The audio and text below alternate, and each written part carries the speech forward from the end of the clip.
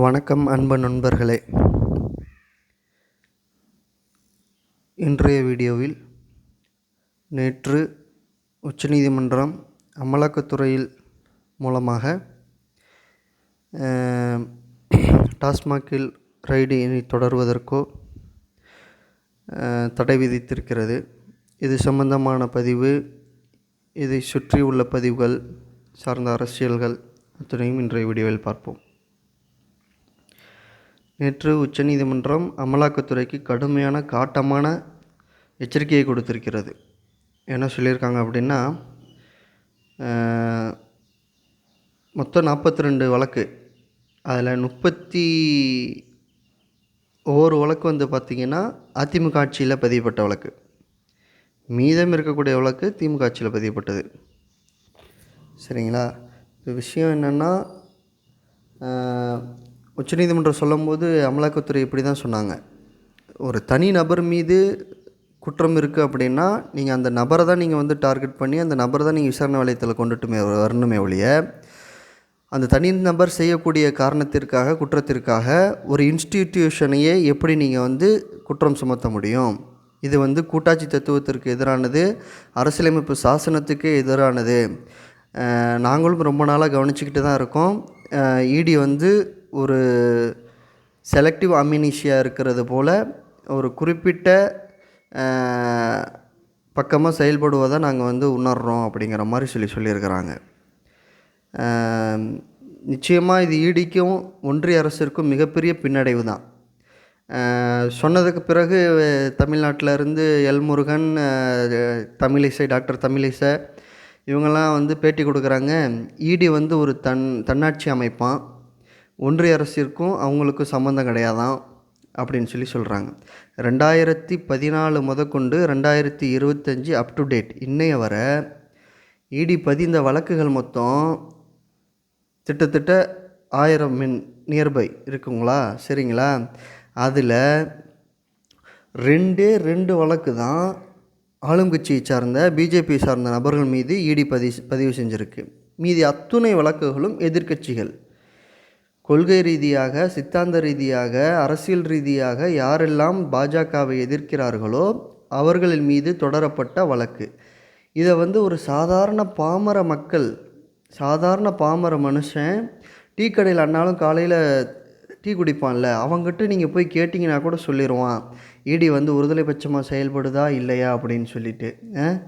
இவங்க வந்து நம்மக்கிட்ட காதில் பூ சுற்றிட்டுருக்காங்க. இது என்ன வடநாடா கேட்குறேன்?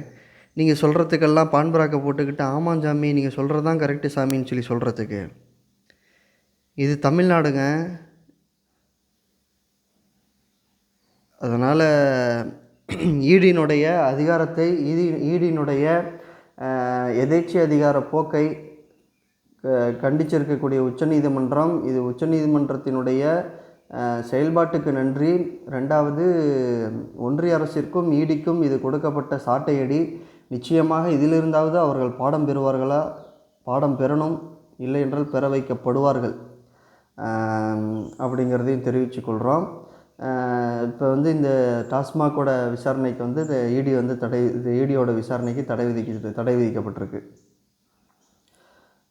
இவங்க வந்து எப்படின்னா, இந்த 2026 தேர்தல் நெருங்குகிற சமயத்தில் எப்படியாவது ஆளும் திமுக கழகத்தை ஆட்சிக்கு வந்து என்ன செஞ்சிடணும், திராவிட மாடல் ஆட்சிக்கு வந்து திராவிட மாடல் அரசுக்கு களங்கம் ஏற்படுத்தி விட வேண்டும். ஏன்னா அவங்களுக்கு வந்து சொல்கிறதுக்கோ ஆட்சியின் மீது குறை சொல்வதற்கோ எந்த ஒரு குறையும் கிடையாது. இந்த 4 ஆண்டு சாதனை அப்படின்னு சொல்லி பொது விளக்க கூட்டமெல்லாம் நடந்துக்கிட்டு இருக்குல்ல, பார்த்தீங்களா? இதில் அன்று தொட்டு இன்று வரை ஆட்சி என்னைக்கு ஏறினாங்களோ அன்னையிலேருந்து இன்றைக்கி வரை எல்லா நாளும் சாதனை நாளில் தான். அத்தனை விஷயங்களும் மக்கள் நலத்திட்டங்களாக தான், மக்களுக்காக தான் கொண்டுட்டு போய் சேர்த்துட்ருக்காங்க.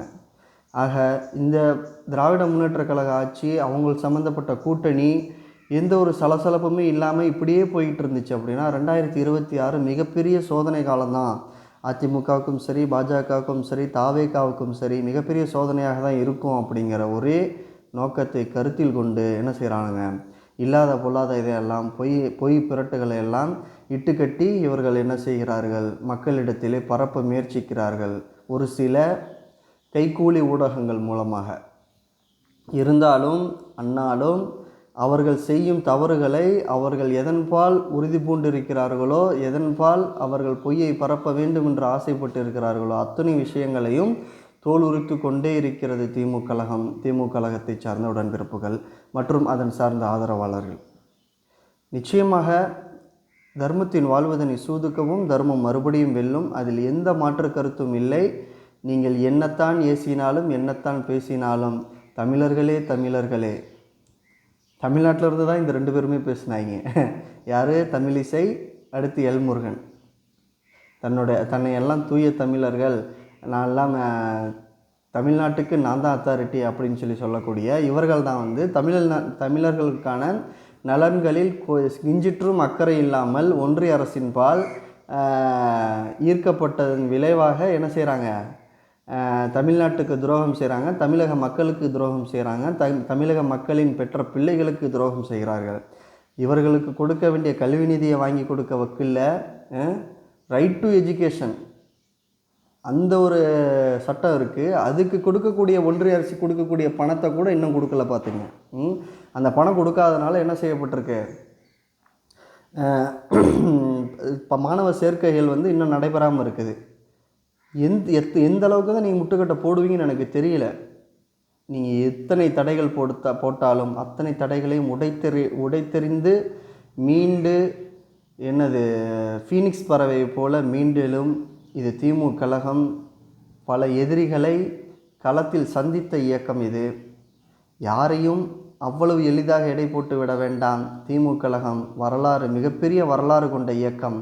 நிச்சயமாக அத்துணை பேருக்கும் அவரவர் பாணியிலே பதிலடி கொடுக்கப்படும். அது நிச்சயம். நன்றி.